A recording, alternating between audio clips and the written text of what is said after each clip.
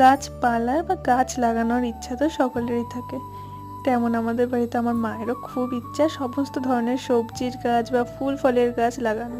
তো এখানে আজকে যেমন আমি সব রকম লঙ্কার গাছ আমাদের বাড়িতে যেগুলো আছে দেখাচ্ছি।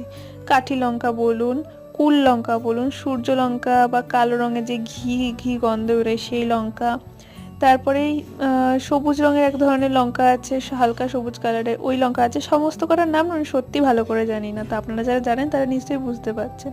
তা আজকে গাছে দেখুন প্রচুর লঙ্কা ধরেছে। তা আমার মা আজকে একটা ওই চালন নিয়ে লঙ্কাগুলো তুলতে চলে এসেছে। তো ভাবলাম আপনাদের সকলকে দেখাই, আপনাদের সকলেরই হয়তো এরকম গাছ লাগানোর বা নানা রকম লঙ্কা গাছ বা যে কোনো ধরনের গাছ লাগানোর আপনাদের খুবই শখ থাকে।